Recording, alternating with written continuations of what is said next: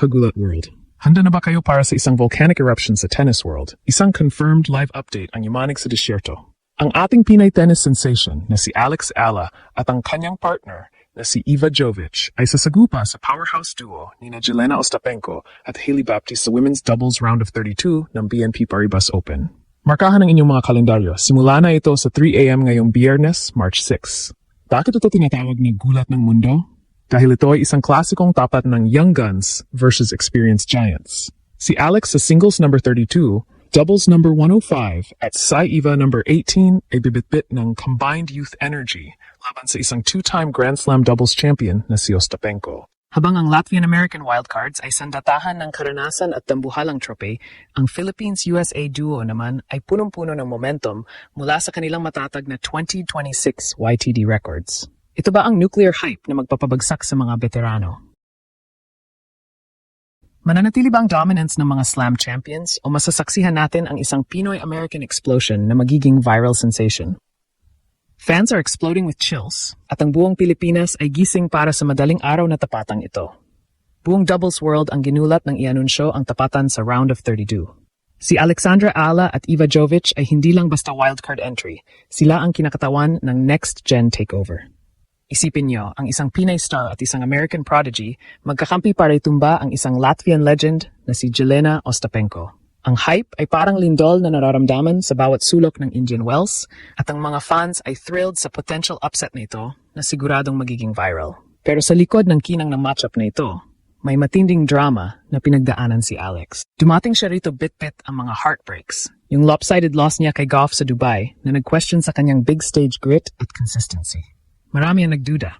Kaya ba ni Alex ang grueling schedule at ang burnout risks mula sa massive expectations ng bayan?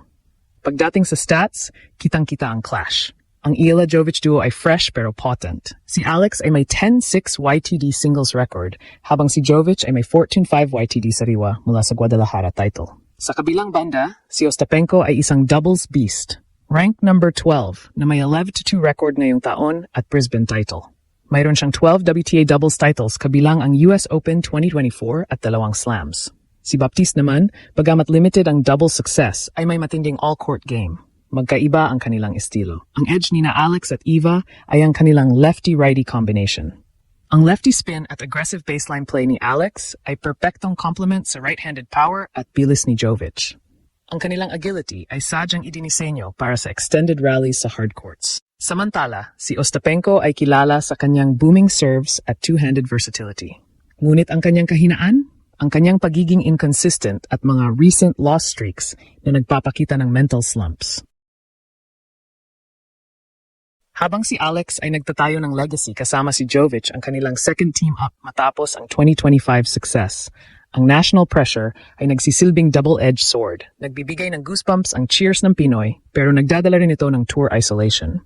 Ngayon, ang ripple effect ay worldwide. Sa BNP Paribas Open, si Alex ay kinikilala bilang isang crowd magnet. Ang kanyang popularity ay outshining even some elite stars, at ang fans ay gushing over her rockstar pull. Ang Philippines-USA fusion na ito ay nag-inspire sa buong Asia, at ang atmosfera sa court ay parang football frenzy na nagpapataas ng attendance ng torneo. Ang labanang Alexandra Ella Ivajovic versus Jelena Ostapenko Hailey Baptiste ay hindi lang basta laro. Ito ay isang generational clash para sa doubles glory. Ang Pinoy-American tandem ay ready nang gugulatin ang Latvian-American wildcards sa isang showdown na punong-puno ng insane anticipation. Kung sisisirin natin ang struggle, si Alex ay dumaan sa matinding battles mula Junior US Open win hanggang sa mga pro heartbreak sa Wimbledon. Ang matchup na ito kay Ostapenko ay conflict on steroids. Career versus bansa ang nakataya habang hinahabol nila ang kanilang unang WTA 1000 doubles run. Ang Dubai defeat kay Goff na nag-heartbreak sa marami ay sinagot ni Alex ng unbothered fire sa practice.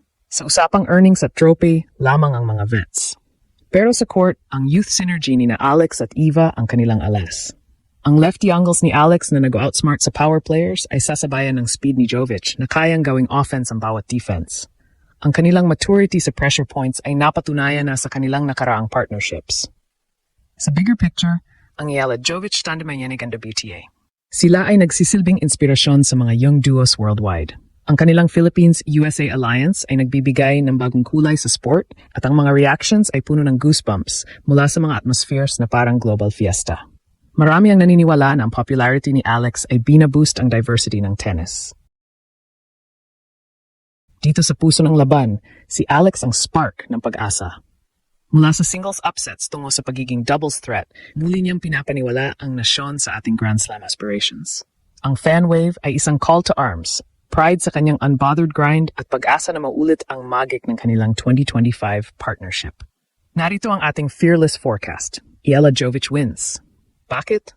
Dahil ang mas mabagal na courts ng Indian Wells ay pabor sa kanilang agility kaysa sa flat power ni Ostapenko. Ang kanilang lefty-righty synergy ay pipilit ng unforced errors sa net play at ang kanilang youth energy ang magpapasurvive sa kanila sa isang 3-set thriller. Ang Diaspora Cheers ay magsisilbing home advantage na magdadala sa kanila sa panalo.